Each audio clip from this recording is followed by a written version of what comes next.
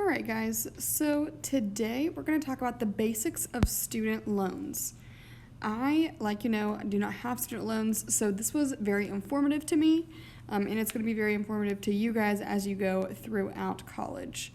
Actually, 70% of students take out a student loan because they need help with financial aid. They need help paying for their college. So this is extremely important if you want to go to college or to a technical school or something like that and need help paying for your tuition.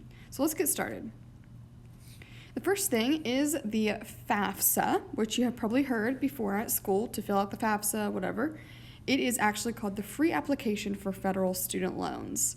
So here's the definition. It is a website designed to help students apply for and gain financial aid for college. So here's the good news. The FAFSA is absolutely free of charge, okay? You do not have to pay at all to fill out the FAFSA, and you have to pay it every single year, or you have to fill it out. You don't have to pay it.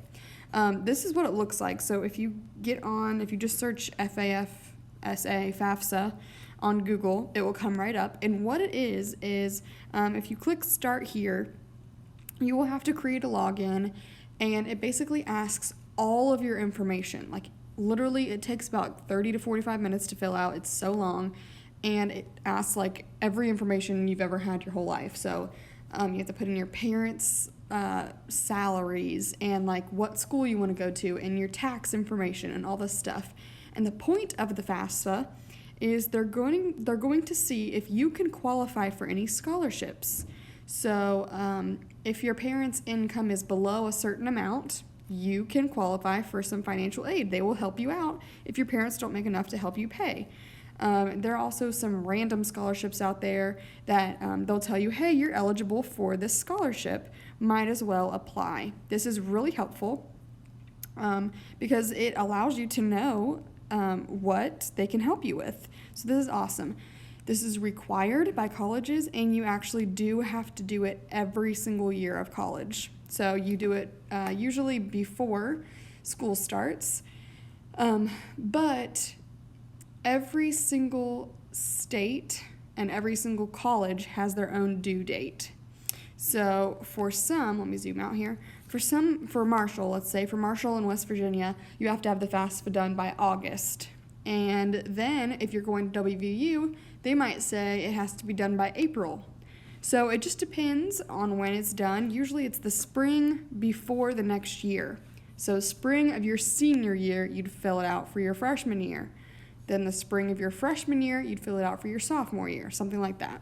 But everybody has different due dates. You have to do it every year, and it is free. That's what's important to know, because things could change from year to year. Maybe your dad loses his job. Maybe he gets a better job, and he can now pay for your college.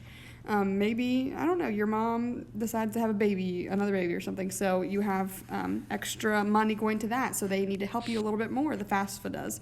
So it just depends, but really their goal is to help you pay for college. FAFSA is awesome, and it's required, so obviously you have to do it. But I have a whole video on the FAFSA. If you want to watch it, I will put that in the folder. Next, let's talk about some different types of loans. There are two main types of federal loans. Now, West Virginia might have their own loan, or Ohio might have their own loan, but these are loans that come from Washington, D.C., everyone has access to these loans in the whole country. The first one is called a federal direct subsidized loan. What a subsidized loan is it's based on your needs. So if you have really high needs, that just means that you are not able to pay for your college. You are in big need of help. This will help you out. And you actually don't have to pay your interest until you are graduated and 6 months afterwards.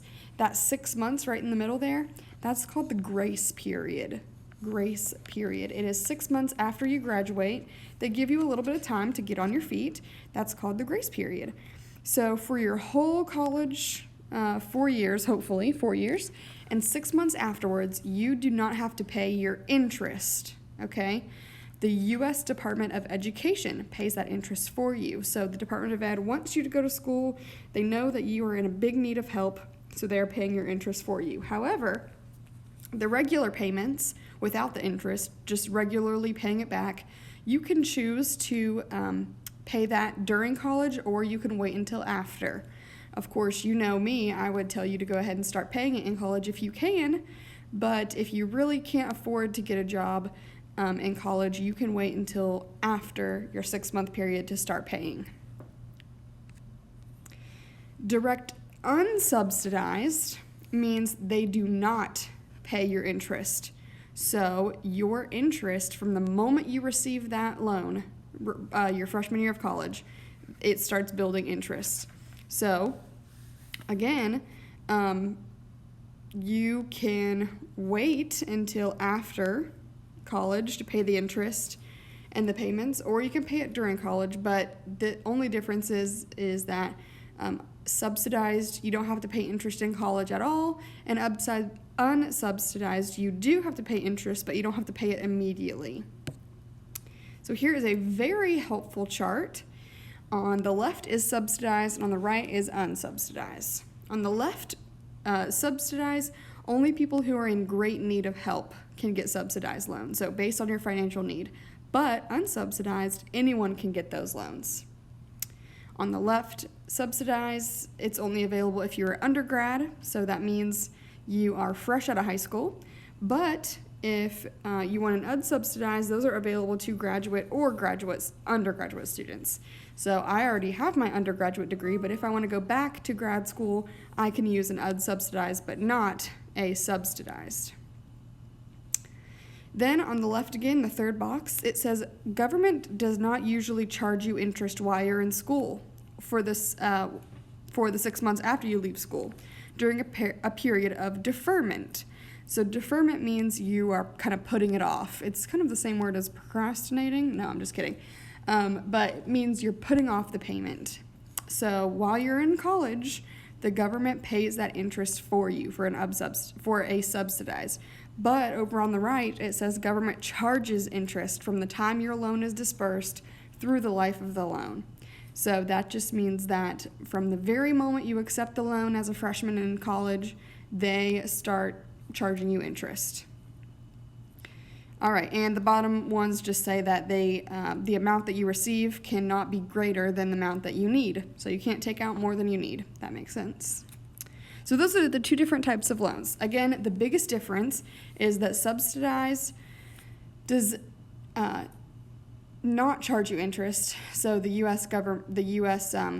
Department of Education will pay the interest for you, and for unsubsidized, it will not pay the interest for you. So that's the biggest difference. Here we have a different type of loan.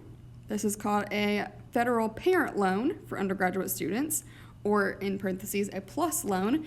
This is mostly for parents. If my parent would like to take out a loan for me to pay for me while I'm an undergrad, or sometimes graduate students can get this as well. And last but not least, a Perkins loan. This is for people who are in exceptional financial need, so they really, really, really need help. These aren't very common, but they do happen. The last thing we're going to talk about is something called interest capitalization. It is the accumulated interest built up during school that gets added onto the principal of the loan. So let's say in this chart, it says expenditure, $300,000. Let's say you have a loan for $300,000. And the interest builds up and up and up and up while you're in school. You have an unsubsidized, so no one pays for the interest. You have to. And the capitalized interest is $17,900. That's how much interest they charged you while in school. Now, remember I told you, you don't have to pay interest as soon as you get in college. If you want to put it off until after you graduate, you can, but you still have to pay it. So that $17,900 is that interest that's added on. So in the total, your new total now that you have to pay is the old principal plus the new interest. So $317,900. That's what interest capitalization means, is just you add the interest that was built up onto the principal. So that's your new total. So somebody that has an unsubsidized loan, this would be their amount. However, the subsidized person who the Department of Education paid for their interest will not have that $17,900. They will only have to pay the $300,000. So that's a little more example in numbers in case you were confused about the two. But that is all I have for now. Look forward to part 2 for the examples.